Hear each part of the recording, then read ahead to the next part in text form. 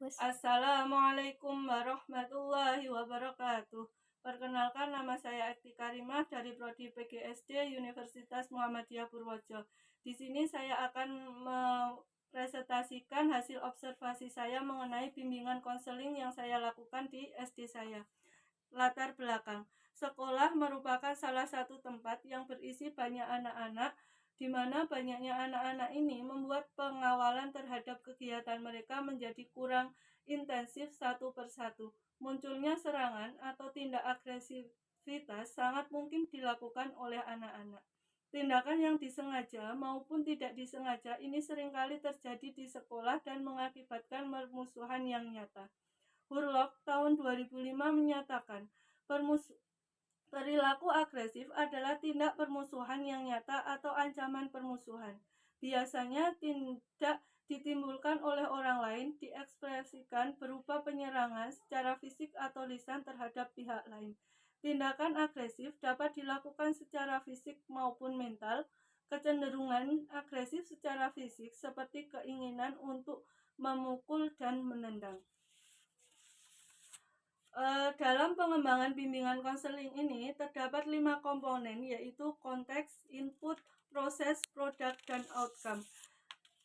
Konteks: berdasarkan hasil observasi dan wawancara yang telah kami telaah, diketahui bahwa A menunjukkan sikap perilaku agresif seperti menghina, memukul, melempar, dan berkata kasar.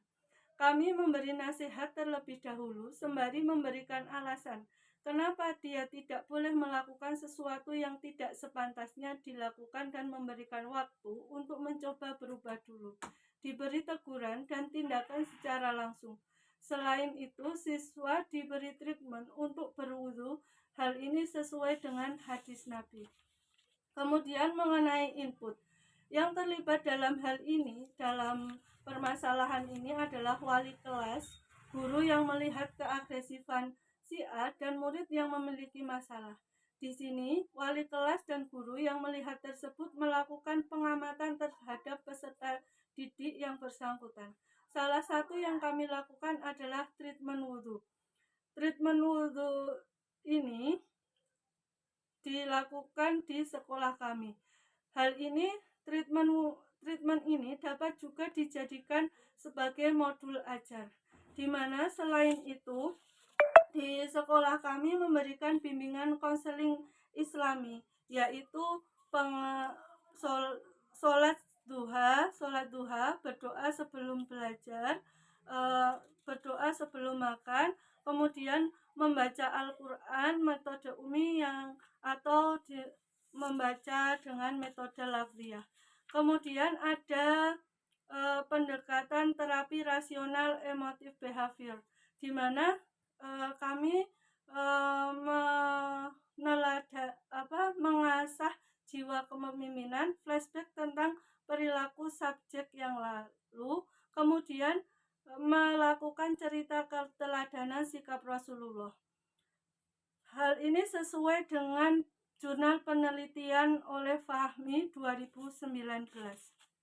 Kemudian untuk yang P-nya yaitu proses.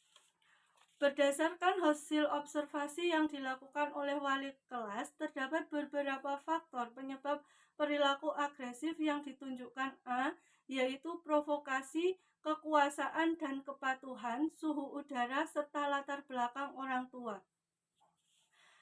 Di mana pada tanggal 16 November pada hari Rabu, si A melakukan agresif secara fisik akibat adanya provokasi kalah bermain dalam sepak bola dan suhu udara yang panas.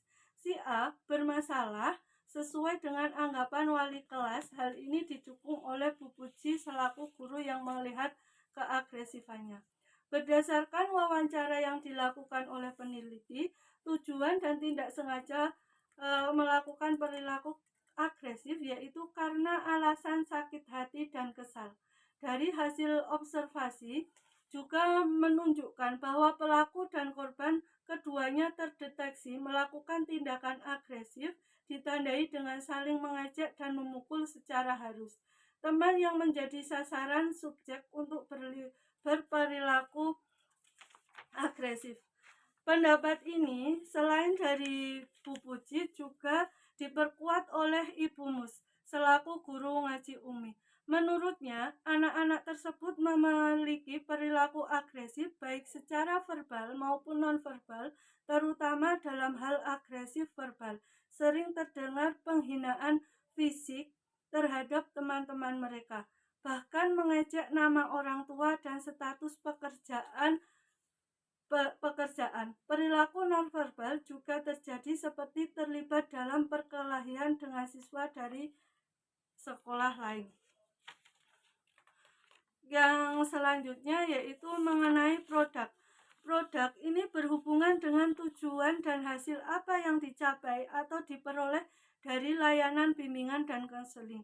Dari bimbingan konseling yang saya lakukan, diharapkan konseling menurun tingkat keagresivitasnya. Kemudian dari outcome adalah dampak yang terjadi baik secara umum maupun khusus karena adanya program bimbingan dan konseling. Outcome yang muncul dari konseling ini diharapkan memberikan dampak yang cukup positif pada perkembangan anak. Bimbingan konseling ini terhadap A, perilaku agresif A nampak berkurang, bahkan muncul sikap tanggung jawab seperti meminta maaf, meminta izin saat hendak meminjam alat tulis atau barang milik teman, konfirmasi pada saat sudah dijemput, meminta izin saat hendak ke kamar mandi.